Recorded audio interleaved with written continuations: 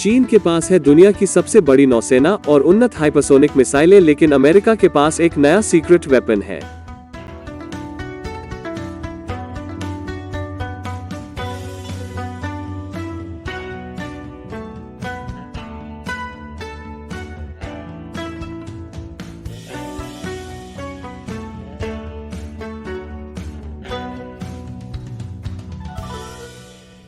China uncensored में आपका स्वागत है। मैं क्रिस चैपल हूं।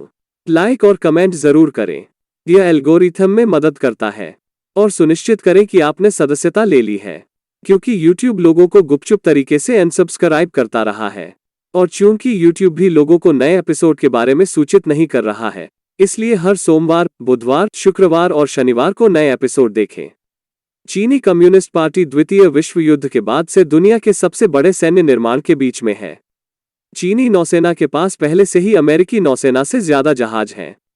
इसका मतलब है कि यह किसी नौसेना के लिए दुनिया का अब तक का सबसे बड़ा धक्का है, गांव के लोगों के बाद से। और चीन की नौसेना केवल पारंपरिक सैन्य गियर पर ही नहीं रुकती। पिछले साल चीन ने हाइपरसोनिक मिसाइल का सफल परीक्षण किया था। Traveling at velocities greater than Mach 5, hypersonic glide vehicles fly at lower altitudes and are more maneuverable than ballistic missiles, allowing them to maneuver after launch in a way that evades radar tracking and intercept. Pentagon हैरान था कि चीन के पास यह क्षमता है। America के एक शीर्ष जनरल ने इसे स्पुतनिक मोमेंट कहा। इसका मूल रूप से मतलब है कि यह एक ऐसा क्षण था जब अमेरिका ने महसूस किया कि एक सत्तावादी विरोधी वास्तव में अमेरिका की तुलना में अधिक सक्षम है। यह रेड रॉबिन की तरह होगा कि आईएचओपी उनसे बेहतर बर्गर बनाता है, क्या आई होप अच्छे पैनकेक भी नहीं बनाता है। ये कैसे हुआ? अमेरिका हाइपरसोनिक तकनीक को पकड़ने की कोशिश कर रहा है, लेकिन नवीनतम अमेरिकी हाइपरसोनिक मिसाइल परीक्षण विफल रहा। लेकिन चिंता की कोई बात नहीं है, क्योंकि अमेरिका के पास चीनी हाइपरसोनिक मिसाइलों के खतरे का मुकाबला करने के लिए एक नई योजना है। गुब्बारे। हाँ, यह वास्तविक है। चीनी नौसेना के खिलाफ हमारी सबसे अच्छी उम्मीद हो सकती है ऊपर से बूढ़ा आदमी। के बाद मैं आपको और बताऊंगा। वापसी पर स्वागत है। मुझे पता है कि समय कठिन है, लेकिन हमारे लिए चाइना अनसेंसर्ड शो को प्रोड्यूस करना कठिन और कठिन होता जा रहा है। हमारा अधिकांश बजट प्रत्यक्ष दर्शक समर्थन से आता है, इसलिए मैं आपकी मदद मांग रहा हूं। यदि आप चीनी कम्युनिस्ट पार्टी के खिलाफ लड़ाई में हमारी मदद करना चाहते हैं, तो मैं चीन की बिना सेंसर वाली 50 सेंट आर्मी में शामिल हो जाऊं।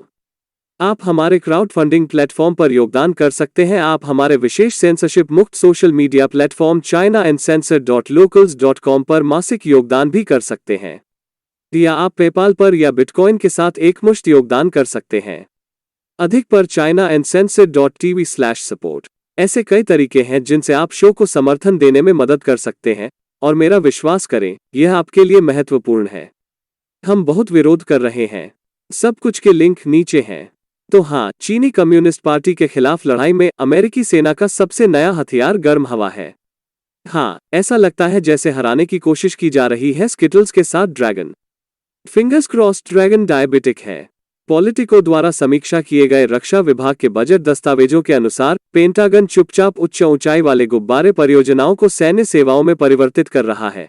ये गुब्बारे हवा में 60,000 से 90,000 फीट के बीच उड़ेंगे, पेंटागन के निगरानी नेटवर्क का विस्तार करेंगे और संभवतः हाइपरसोनिक हथियारों को ट्रैक करने में भी सक्षम होंगे। गुब्बारे भी सशस्त्र हो सकते हैं। एक वाक्य मैंने कभी नहीं सोचा था कि मैं कहूंगा। अब अगर यह आपको साइंस फिक्शन जैसा लगता है, तो आप किस तरह की बोरिंग साइंस फिक्शन पढ़ रहे हैं? यह वास्तव में बहुत वास्तविक है। बजट दस्तावेजों के अनुसार पिछले 2 वर्षों में पेंटागन ने गुब्बारा परियोजनाओं पर लगभग $3.8 मिलियन खर्च किए हैं, और वित्तीय वर्ष 2023 में काम जारी रखने के लिए $27.1 मिलियन खर्च करने की योजना है। रुको, सिर्फ $27 मिलियन? अमेरिकी सेना के लिए यह बहुत सस्ता है। गुब्बारों के लिए यह बहुत कुछ है, यहाँ तक जेफ बेजोस की बर्थडे पार्टी के लिए भी। लेकिन गुब्बारे पारंपरिक जासूसी विमानों और उपग्रहों के मुकाबले काफी सस्ते विकल्प हैं। बस उन्हें लॉन्च करने और संचालित करने के लिए लाखों या दसियों मिलियन डॉलर प्रत्येक की लागत आती है। ये गुब्बारे कीमत के एक अंश पर काम कर सकते हैं। साथ ही उन सभी रंगों को देखें जिनमें वे आते हैं। ओह, मुझे एक बैंगनी रंग चाहिए, माँ। यह भी कोई नई तकनीक नहीं है। 2019 में वापस यह व्यापक रूप से बताया गया था कि पेंटागन अमेरिका में बड़े पैमाने पर निगरानी गुब्बारों का परीक्षण कर रहा था। यह राक्षस नहीं था, यह सिर्फ सरकार थी। उस परियोजना को गुप्त लॉन्ग डवेल स्ट्रेटोस्फेरिक आर्किटेक्चर प्रोजेक्ट या कोल्ड स्टार कहा जाता था। वो संक्षिप्त नाम इसे खींच रहा है, लेकिन ठीक है। लेकिन उस घरेलू जासूसी कार्यक्रम को अब सेना में स्थानांतरित कर दिया गया है। अमेरिकी सेना भी 2010 के मध्य में एक जासूसी ब्लिम्प कार्यक्रम के साथ प्रयोग कर रही थी। उस कार्यक्रम को joint land attack cruise missile elevated netted sensor system या JLENS कहा गया। ओह चलो, वे उसके साथ भी कोशिश नहीं कर रहे थे।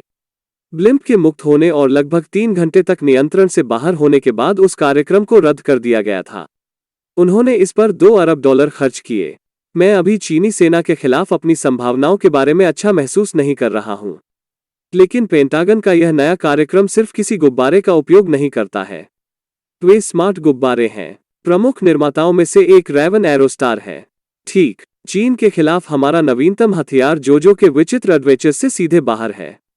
तो फिर मुझे लगता है कि जो कुछ विचित्र रोमांच कर रहा है।